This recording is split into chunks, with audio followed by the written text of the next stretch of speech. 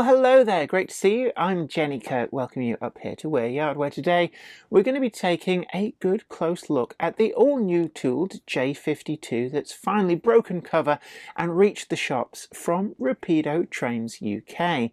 Now, they very kindly sent an example over to the channel for us to take a good close look at, and that is exactly what we're going to do. Now, I've been really excited to see this model for some time since they announced it.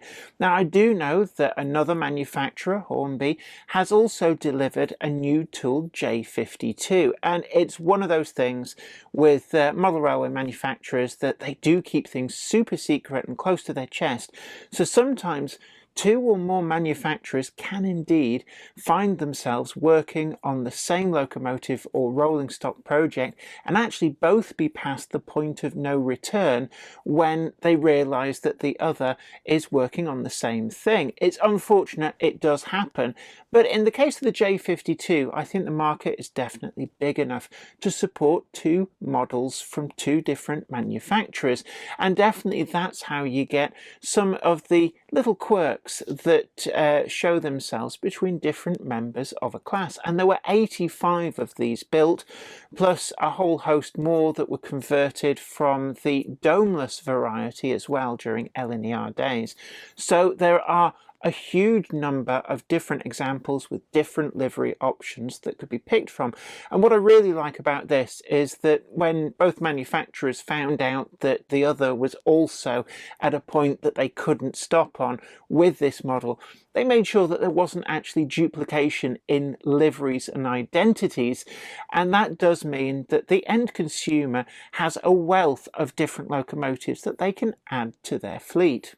Now, Rapido have really impressed me this year with things like the 01. That was the first model that had an onboard stay alive that just worked with other brands of decoders. I'd not seen that before. Normally, they tend to be tied in, and I have to say I do find that a little bit irritating. But the 01 broke free of that, and really, really pleased to see. Now, this model has an onboard stay alive feature as well, so we're going to see whether that has continued.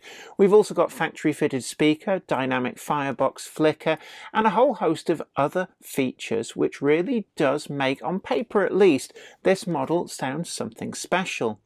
Now, the Prairie tank that they did was a really, really good model with a lot of adhesive weight, and indeed up against the Hornby model, that's a tough act to follow. That was a great performing model as well, so I'm really interested to see how this one does too. So a huge thank you to Rapido Trains UK for sending over a review sample to allow the channel to have a good close look at, and we're going to be putting this model through its paces and taking a good close look. So you're more than welcome to come with me as we do just that, and as we go through we do have an affiliate link down below that takes you to where you can find this model from a number of different manufacturers in all the different livery options, both with and without factory sound options. And we also ask if you could tickle that like button and consider sharing this video to social media, and if you haven't done so already, do subscribe to the channel. It's a really great and free way of just helping to give the algorithm a little of a beef up to help our videos get out there. But let's see whether the second to the party J52, is this going to be a hero model from Rapido Trains, or is it going to be still eclipsed by the shadow of the locomotive that was released earlier this year from Hornby? Well, we're going to take a look and find out together. Today's video comes in association with Train-O-Matic, makers of DCC decoders and accessories that are designed by enthusiasts for enthusiasts. Visit train-o-matic.com and see what they've got suitable for you. Additional support is provided by... This is Clark Railworks, and this is what we do. You'll know us from Ellis Clark Trains, and you'll get the same friendly expertise with us too. We've got a huge range of pre-owned model railways from all your favourite manufacturers, and maybe some you hadn't heard of before. It's the place to come for quality. We don't stock substandard models, and everything we sell is fully tested and photographed by model railway experts. No matter whether you model 00 gauge, N, HO or more, we have sought after models from all around the world with new listings added every weekday. Check out what's available now at clarkrailworks.com and don't miss out on your latest loco.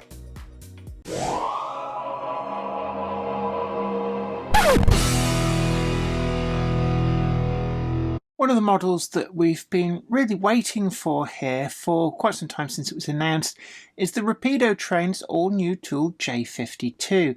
Now, it was announced actually around the same time that another manufacturer, Hornby Model Railways, announced theirs.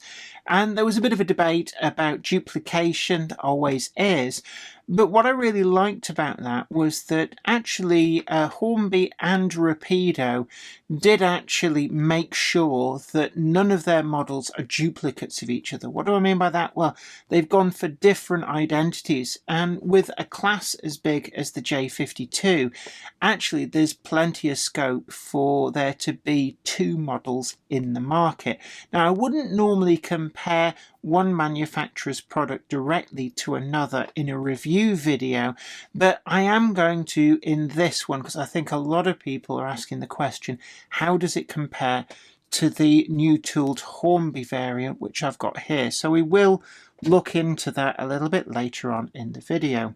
But the J52s, they originated in Great Northern Railway days in 1897 as the J13. A little bit confusing that you'll hear me talk about J13 and a J52. Actually the same locomotive. The J classifications changed when the LNER came in. So the J13 is the J52.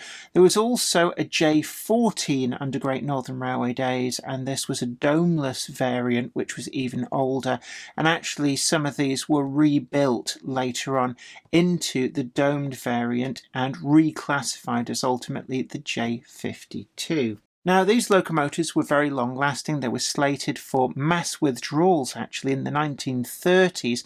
By that time, they were actually getting on quite a bit. They'd been very, very successful. The design was definitely one which had been incredibly useful. But it was actually the outbreak of the Second World War which proved to be the lifeline for this class, when any locomotive which could be made to work was pressed into service. So the mass withdrawals of the J52s were cancelled, and they survived through the Second World War, and a number of members of the class went on into British Railways ownership. But of course the writings are going to be on the wall. These were getting on and approaching 50 or more years old at that time, which is actually quite old for a piece of machinery. And they were slated for, again, mass withdrawals. In 1959, though, about 2 years before the rest of the class were made extinct, it was a member of the J52 class which actually made preservation history, being bought for preservation and becoming the first privately owned ex-British Railways locomotive. It was very swiftly repainted into a rendition of the original Great Northern Railway livery, and actually ran quite a few rail tours in that condition. So it's certainly something that has got a lot of memories attached to it, and in that condition you could run it alongside BR locomotives of the day, and indeed later still. It was eventually presented to the nation by its owner, and it survives to this date in the National Railway Museum, which has provided the means for Rapido to accurately portray this class of locomotives. Now, Rapido has very, very kindly sent over an example for us to take a good close look at. And as you can see, LNER J52/2.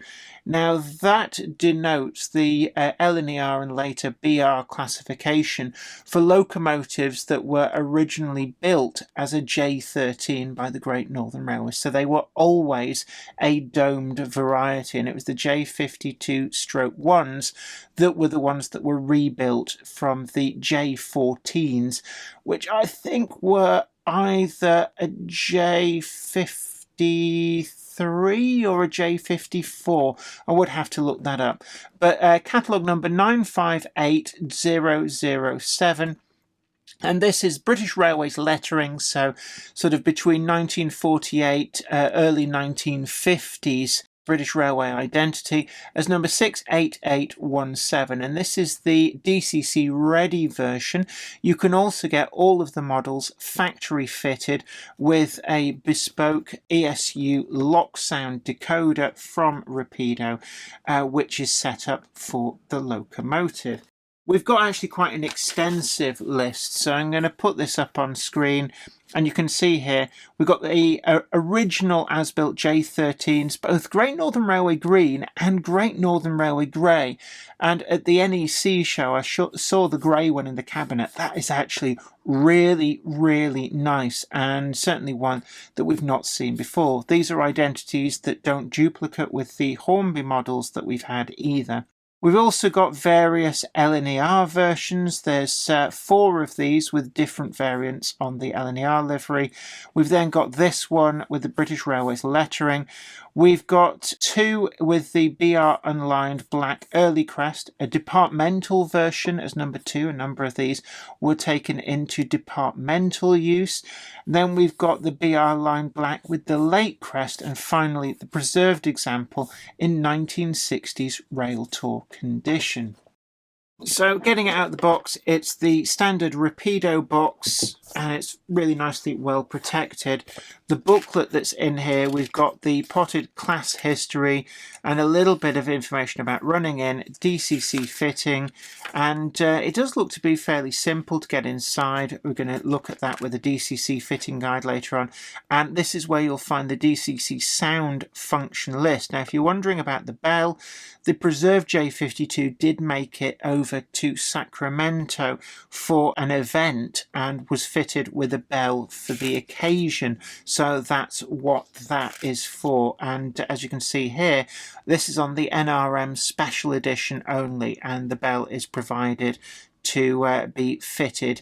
If you do get this version, then just carefully fit it. Something like a small amount of PVA should be fine and won't damage the finish.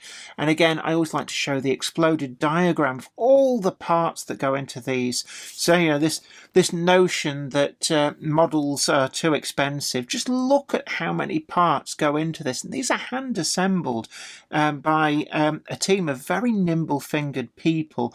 So, you know, when you look at that, you can see just how much goes into one of these models, and it really is absolutely astounding, and that's how they get the really high level of detail. I'm just going to pull the locomotive out. I'm just going to quickly look. Sometimes you get extra bits and pieces.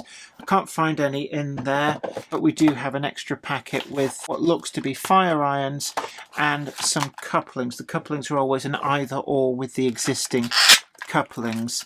So I'm just going to get the locomotive out. And first impressions, we do have we've got a step there. Let's just see, where's that? Oh right, I see. So there is a step.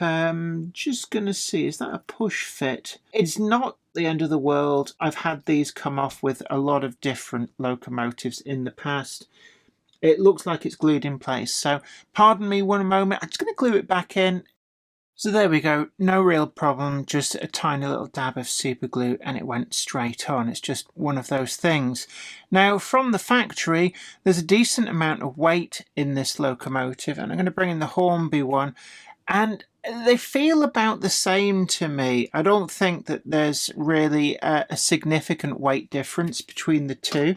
Now the Hornby one, I did say at the time I thought there was a great amount of weight there, and that is pleasing to see that Rapido have also managed to get a lot of good adhesive weight into this model. Things that do stand out to me, I like the finish on the Rapido model. We've got a slightly more glossy finish to the tanks, the running plate and the cab, but we've still got that much more matte smoke box, and that's exactly what we want. I think Hornby's is a little bit more muted. Again, they've got the matte smoke box and funnel, but in many respects, I like this. It's got that slightly oily sheen to it, and certainly it's a really good starting point for any weathering project that you might want to undertake. The pipework and the injector assembly here on the side, just under the tanks, that really is exquisite on the Rapido model. And I've just looked to the Hornby one. We've got pipework there, but it does look rather Spartan by comparison. So I'm going to give the edge on that definitely to the Rapido model. Now looking down and between the frames, it's a little bit difficult to see. The Rapido model, we've got a motion in there. I can see the motion. It is quite subtle. You really have to go looking for it to find it. But the actual cutout down into the frames looks to be quite shallow. Whereas on the Hornby model, there's a little bit of a deeper recess into there.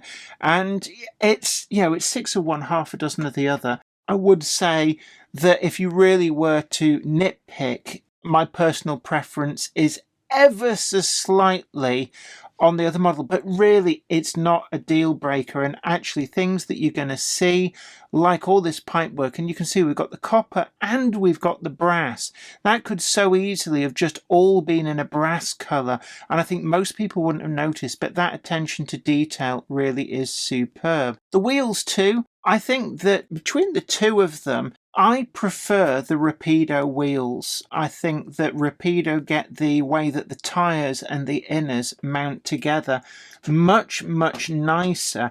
So I'm going to give the edge on the wheels. The connecting rods are both pretty slender, and you can see there we've got the correct articulation just at the centre axle. The steps are, it feels like metal. They're glued on. As you saw, one of them had come loose in the packaging, but it's no big deal. The running plate feels to be, that's all metal. There's a lot of die-cast metal in this. And I think actually the top of the body is as well. It has that feel of metal painted to look like metal. The actual lettering and the running number there, nicely finished in the straw yellow, and the font looks to be absolutely correct. Again, we've got a slightly different design in the cab and bunker between the two. Now, there would have been variants between different members of the class, and I actually like that. It does give you the option to have variants in your fleet beyond that which is tooled up by the various manufacturers. And again, we've got the different safety valves and whistle arrangement between the two. It's something that, there was variation, and I'm quite happy with that. Now, looking inside the cab, we've got a lot going on in there. It's an area that Rapido do very, very well with the in-cab detail, and that all seems to be present and correct. The cab side doors don't open on this model. That was something I picked up on the Hornby model when we reviewed that. It does mean putting a crew in can be just a little bit on the tricky side, and it does hide some of the internals, but again, not really a big problem. Another area I think Rapido have done slightly better, the buffers to me with the shanks and the housings here, these look to be all metal, and they really are superb. Turned metal heads finished in this slightly glossy black. I think these would do really quite well to be toned down with a splodge of like black dirty grease. But the vacuum standards as well, this is another area I think Rapido have pipped it. These are really, really quite slender and exquisite parts, factory fitted, and they've actually picked out the full standard up to the top there in red, and then the hose in black, and I think that does look pretty good. We've got the metal lamp iron brackets. These are separately fitted parts, but we don't get any slot-on lamps, and that was one of the USPs of the Hornby model. The rest of this, we've got the metal handrails across the top. These are quite resilient, and again, the front face is captured perfectly. And again, I like the vacuum standard is factory fitted, but then you can also see the pipework trailing away and disappearing underneath, which is definitely really good. We've got factory fitted brake rigging, and I can see, I'm going to put that down to my handling, that I'm not going to complain about that, but there we go. Just pop back into place, but having it factory fitted does save a lot of fiddly aggro. Now the drive on this model appears to be to the rear axle, and I like that we've got the correct representation of the ash pan and firebox in there, and there's actually quite a lot of airspace. You can see through the spokes of the wheel the correct airspace looking through, which is something which does show up when you're running the model. And believe me, it's just nice little tiny bits like that that really do make a model. The drain cock linkage just here at the front, it's all connected up. That's a metal linkage all the way, so it is quite robust. We've got some of the clack fittings on there. These are finished in brass. Running plate, we've got these metal lamp irons on there. And I do like the water filler. I think this is something that, for me, the detail on that, it's a multi-part piece and it really does look great. And then we've got correctly the funnel and the dome slightly higher than the cab. I don't know why they didn't give the crew the extra headroom, but they didn't. Are you happy? No! And then we've got the metal grab rails up there on top. Looking at the back, the greedy bars around the top of the tender. These are fairly solid, and I suspect that there's different designs that were used on different locomotives at different periods, but we've got much more open ones on the Hornby model. My personal preference is for open ones, but that's just an aesthetic thing. I think that these are perfectly correct, and again, it plays into that, giving you some variety in your locomotive fleet, which is important. These locomotives were effectively hand-built, so they weren't just cookie-cutter representations of each other. Each had their own little quirks. The glazing is nice and flush, and I do like these little bars that protect the glass at the back here from lumps of coal smashing it when they were coaling the model up. Overall, it really is a nice representation. We've got turned metal safety valves. They're actually really quite slick and sharp on there. Just shows how precise they are. And then we've got the whistle on the front of the cab. This is a slightly flexible plastic moulding, and that really does look good. It does seem to be quite robust. The cab roof is quite shiny. We've got the access hatch in the roof. This would be for an air vent. This is just moulded on detail, but I do really quite like it. Couplings are fitted in slimline NEM pockets. They really do the job quite nicely if you need to remove them.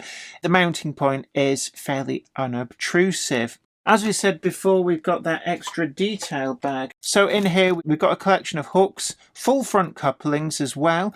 I like that, actually, giving you the variety.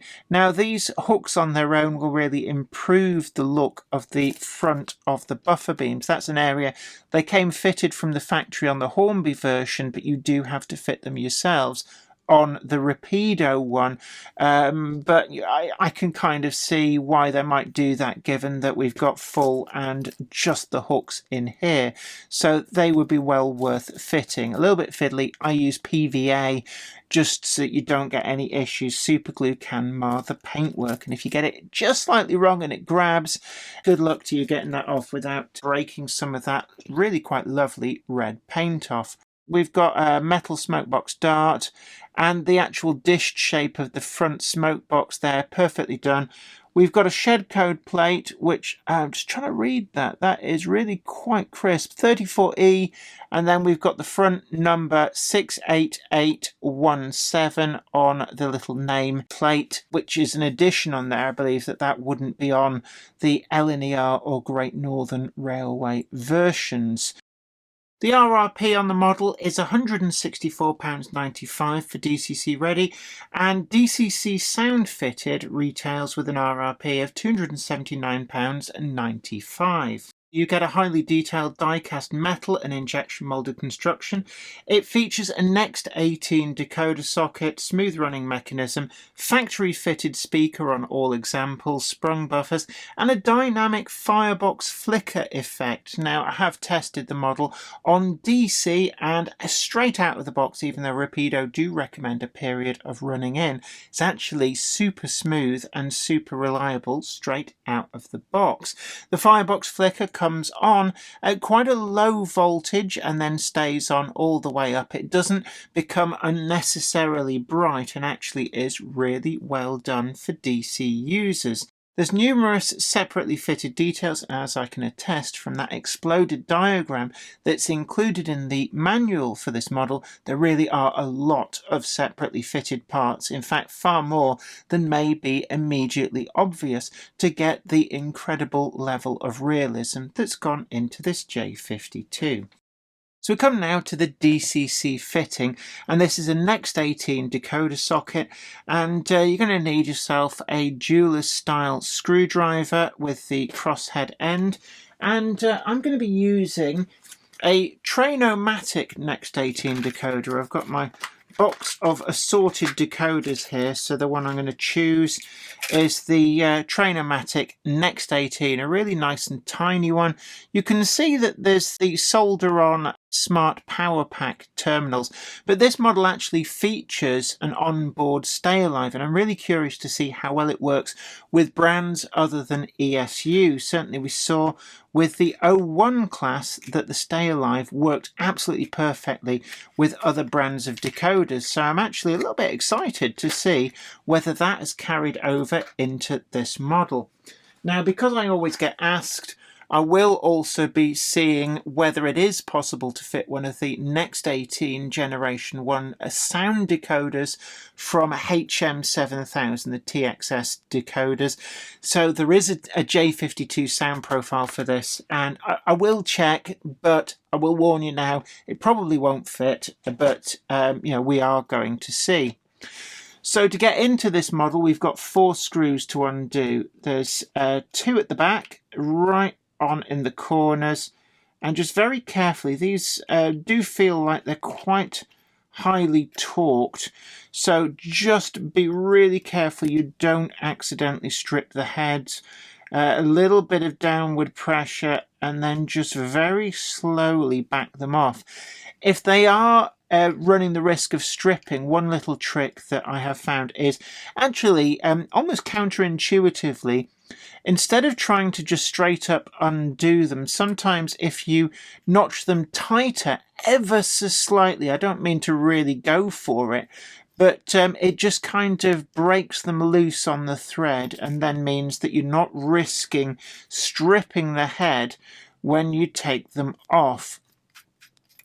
So these 2 screws at the front, they're just either side of the coupling retaining mechanism there, and then the entire body should just gently lift off, and there we go. So you can see that once we've got that open, we've got the stay alive. That's what all these are. This is factory fitted to every model, which is really quite a great addition. Then we've got the Next 18 socket here. So I can immediately see that the Train-O-Matic one is actually smaller than the blanking plate, so we're going to have no problems with that. You can see down there the dynamic firebox flicker effect, and also we can start to see some of the detail. This is a great opportunity as well. If you're wanting to add a crew, then this is the time to do it.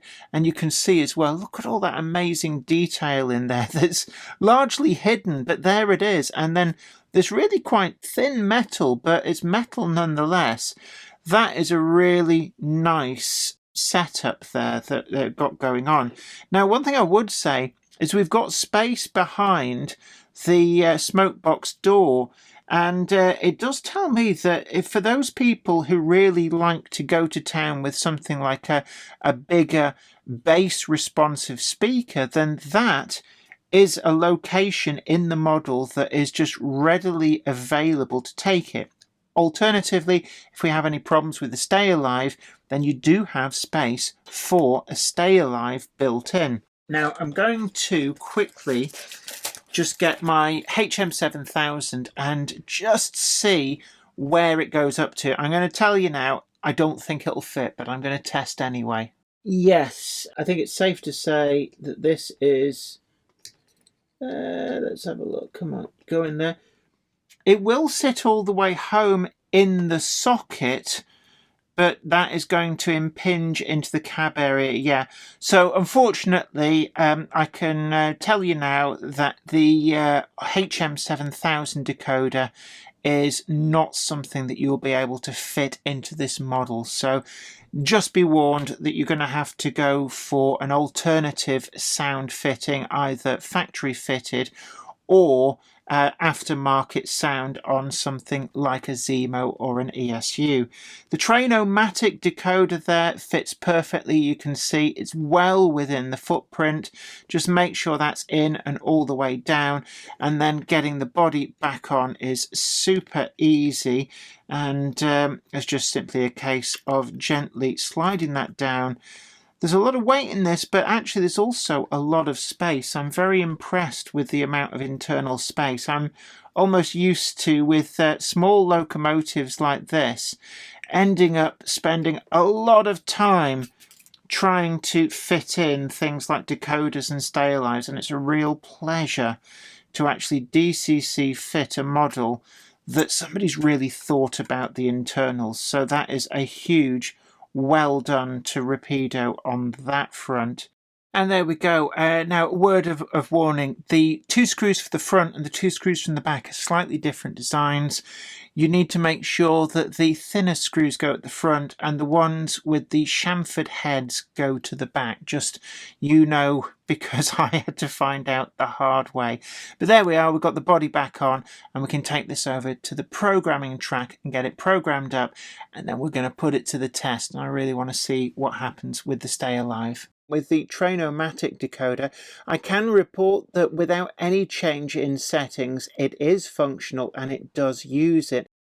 When it comes to running on Weir Yard, the locomotive performed absolutely faultlessly, going around all areas of the main track, and I had it with quite a long train of coaches, and it handled these with a great deal of ease. I kept adding them on until it just started to slip. Now, there are gradients on Weir Yard, and of course on the corners as well, you get a little bit of drag, but it really did outperform pretty much most locomotives of its size, and I put that down to the really great amount of weight that Rapido have managed to build into it. In fact, when we had the body off for the DCC fitting, it was quite clear that even parts that most manufacturers would probably consider just moulding in plastic had been die cast for this model, and it really does improve not just the running but the quality of the finish as well. On the torture test track, I didn't really push it to the limit. It had already proven itself when it came to the main line, but I had it with a train of 4 wagons and it just got all the way round without any issues whatsoever. The Stay Alive on this, again, I was really interested to see just what would happen, and you could see as part of the running I took the locomotive off the track just to see whether that onboard Stay Alive does work, and that's something which I was very impressed with the 01, and definitely Rapido are on track to win Innovation of the Year this year. I really do feel that onboard Stay Alives should just work, and unfortunately from other manufacturers we've seen them tied into a specific brand of decoder, so it really is a revelation to see that Rapido have gone down a much more open access route, and that is great to see. Firebox flicker on this model takes up 2 functions. On the Train-O-Matic decoder, these are on F3 and F4. If you have one of the factory fitted sound decoders, then this is set up to work on F0 with a dynamic response. With a regular decoder, you've basically got 2 functions, and if the decoder supports lighting functions, then you can set those up to flicker with the yellow light, which is on F4 with this, making the fire look hotter and with a greater draw. So we turn now to the scores, and I thought that the build quality really was pretty good, with the only marring point being that step that was loose in the box, although that was an easy fix. The running quality really was superb, and this locomotive packs a punch well above what most other small 060 shunters from various manufacturers can achieve. DCC Fitting and innovation, well, it's really easy to get the body off. There's no detail that's jeopardized during that process. And there really is a ton of space inside this, despite the huge amount of adhesive weight. So if you want to add extras in here, well, there's a lot of room to do it. Whilst the HM7000TXS decoder didn't fit, it was pleasing to note that the Train-O-Matic decoder just natively worked with the onboard Stay Alive, and that really is what should happen, and it's Rapido who are the ones who are making it happen. On RRP, we've got a price of $164.95 for DCC Ready, or $279.95 for the factory fitted sound options. So when we take all of that into account, it gives us a final score of 48.5, which is a really great score for what is actually a really great locomotive. Again, this is one that people have been waiting for with a lot of interest, especially when they found out that another manufacturer was also taking on this venerable locomotive class. But I think that both marques will complement each other rather than compete, and there is more than enough space in any locomotive fleet for one or more of both. So there we are, the Rapido Trains J52, and a huge thank you to Rapido for sending this over to the channel so we can get a closer look. And I'd love to hear from you in the comments section down below. What did you think about this model? Have you got one for your layout? Have you got one on order? What's your favourite livery? Or indeed, is there something that you think that you're not happy with about it? Or indeed, something that you think I've got wrong in this review? So don't all type at once, but leave a comment down below, and it's a great way to help out your fellow enthusiasts. We've also got some affiliate links to help you find all the different versions of this model if it's really whetted your appetite and you want one for yourself. And there's a lot of different liveries to choose from. But what did I really think about this? Well, I have to say I've got two of the Hornby New Tool J52s in my collection, and they have been a really tough act for anything like this to follow.